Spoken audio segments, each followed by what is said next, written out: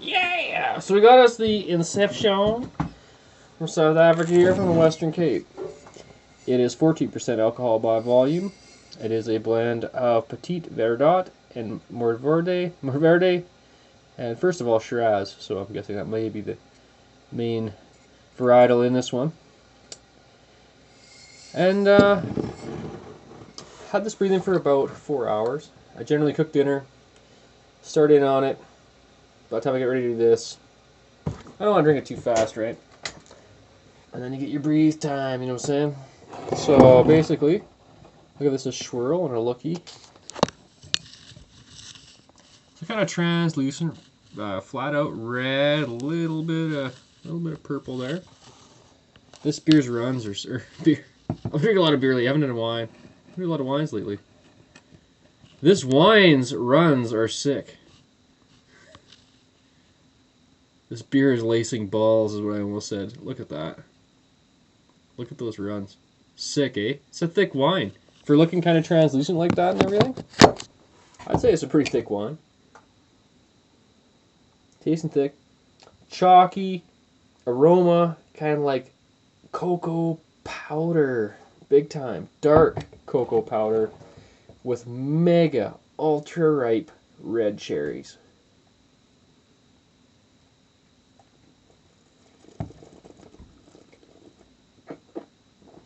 Oh, that is so juicy. Wasn't liking it off the beginning. I still kind of get that powdered pixie stick sugar, like grape flavored sugar candy sensation out of the mouthfeel and the texture and stuff on this one, but it's bringing a lot of nice cherry flavors. So a lot of nice chocolate, and you hear me rag on these wines, but trust me, most of the wines in your liquor store can't come close to this.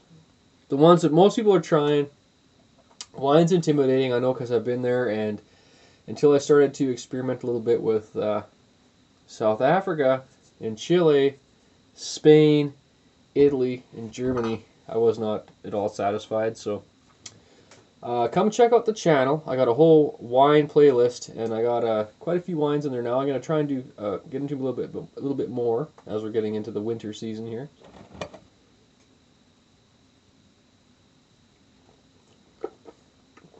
Oh, it's packing some flavor. It's just kind of in the finish. You get that powdery kind of sensation. That's the only downfall to it. Other than that, it's a pretty solid wine. It really is. And it was on sale. And I kind of thought, oh, it looks like a competitor for Apothic Red. This is a lot better than that. Oh, it is on the sweeter side of it.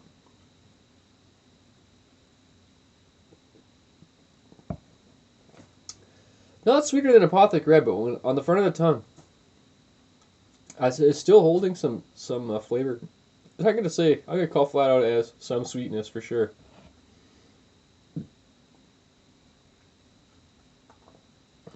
At 14%, I don't know how they work this kind of magic, but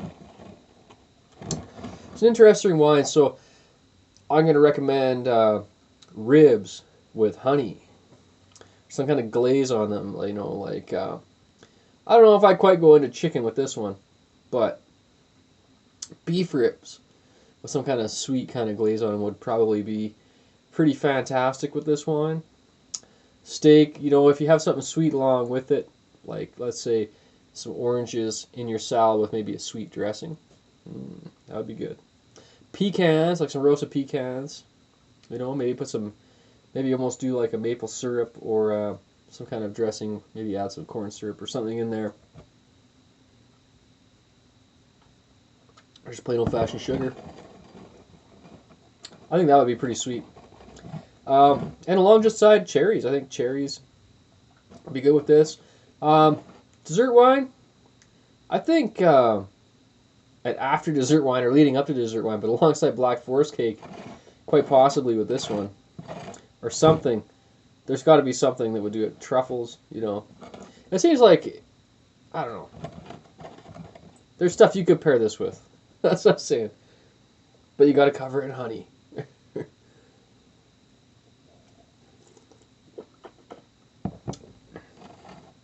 Pushing air up through it. It just doesn't want. It just doesn't want to go real bitter now. It's just really smooth, real nice texture to it. So there's like a bitter, chalky, dark chocolate aftertaste. A little bit of getting a little bit of sour on the back of the tongue and stuff, kind of like just reassuring that this is somewhat of a sweet wine.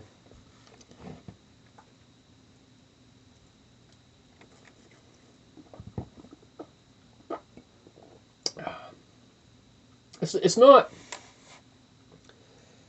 incredible, but it is so non-intrusive and so friendly towards wine drinkers. Perfect introductory wine for people that don't want something too dry, which is what a lot of people out there are kind of requesting.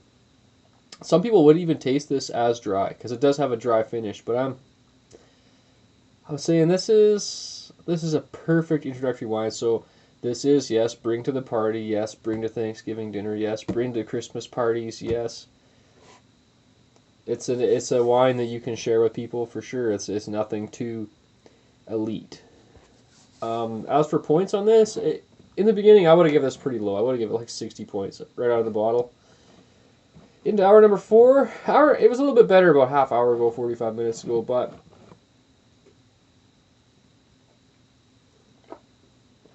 it's getting a little more complex now. It's getting more mellow. It's getting more smooth. It's just carrying a little bit more bitterness in the finish.